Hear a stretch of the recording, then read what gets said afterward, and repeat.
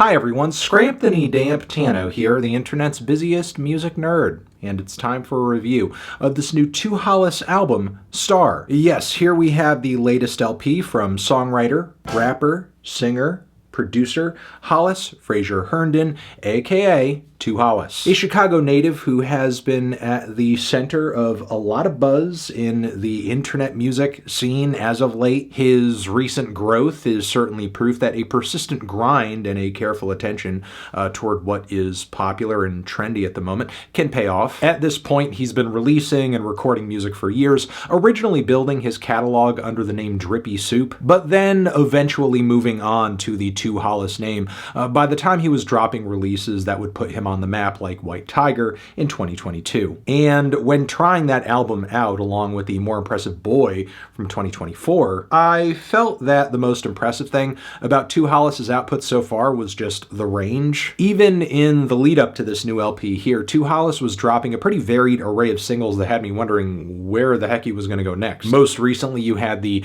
swagged out, club-friendly, hyphy pop rap banger, which was Style. There was also Afraid with Nate Sib, which saw things going in much more of an electropop direction. He also dropped one of his most well-received singles so far toward the end of last year, Gold, a track that saw Hollis doing his thing with a mix of relaxed and shouty flows over a very aggressive, distorted rage-type instrumental, eventually switching things up at the last second with a surprise hardstyle outro. And what's funny about all of these tracks that are all over the place is that none of them are even on this album. Star is its own thing entirely and simultaneously serves as Hollis's major label debut, as every record he's dropped up until this point has been an independent release. So given that, this record has pretty massive potential to be a big exposure point for Hollis. So of course the track list on this album works almost like a calling card with all of the different genres and styles that influence Hollis's sound. We have tracks on this thing inspired by house, left field, and queer aligned strains of dance pop music, plus a mix of the most entrancing and also aggressive sounds to be popping out of terminally online hip-hop communities at the moment. And throughout the record, inadvertently or maybe inadvertently, I'm catching a lot of whiffs of a lot of different things I appreciate, maybe not pulling on them so hard or specifically. I can call it a super direct influence, it's kind of hard to say. But certainly there are at least ripples of influence flowing through this thing from the worlds of Indietronica, maybe Crystal Castles, a little hyperpop too. I'm catching some Drain Gang vibes here and there as well. One thing that cannot be denied about 2hollis is, if you're aware of the current music landscape, is that his finger is just on the pulse. I'm not sure if there are many albums I have heard this year that sound more like a product of their time than this one, that sound more now than this one. As far as overall execution is concerned, the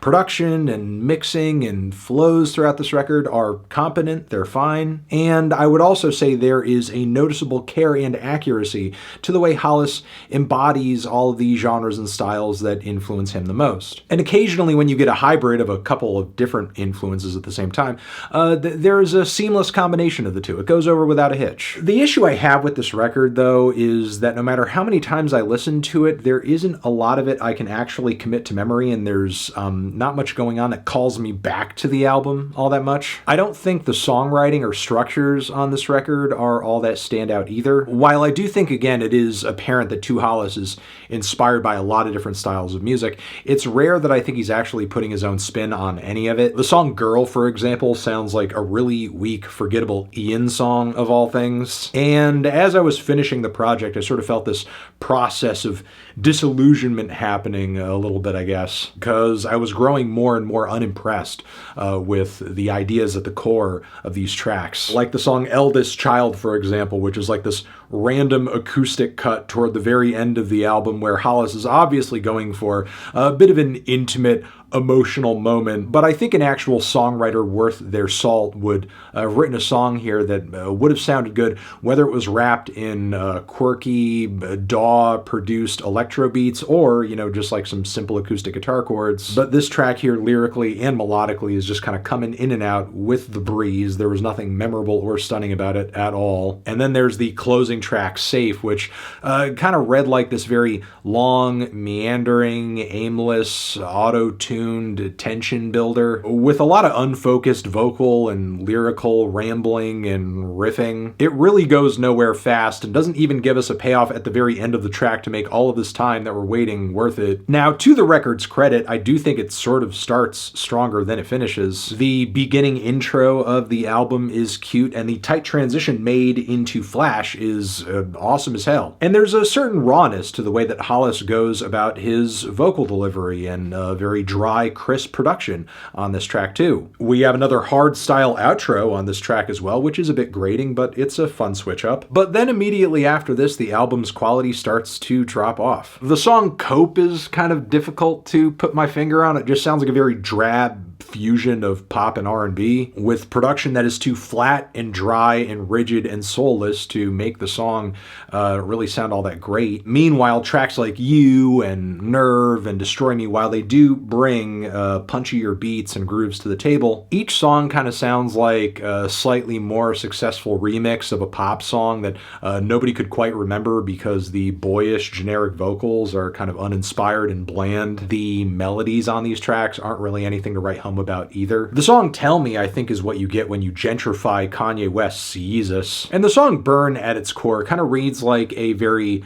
Target commercial, hope core, summery millennial pop ballad. But I feel like 2hollis is trying to throw us off the trail with that by shrouding it in these very quirky, zany electro beats with a hyper-aggressive trap outro along the finish. There are some more distorted and in-your-face shorter cuts toward the back end of the album that I don't really think add that much to the track list too. And for the most part, not only did I find this album to lack any distinct character due to any memorable or actually substantive songwriting, there's also, again, the lack of a distinct fingerprint when it comes to dabbling in any of the genres that are touched upon in the track list on this record. It's kind of a jack of all trades, but simultaneously master of none sort of thing. And overall, I can't help but feel like the songs and performances on this record are a lot less bold and edgy than what 2hollis was doing on his last album too. Maybe that was a conscious choice due to this being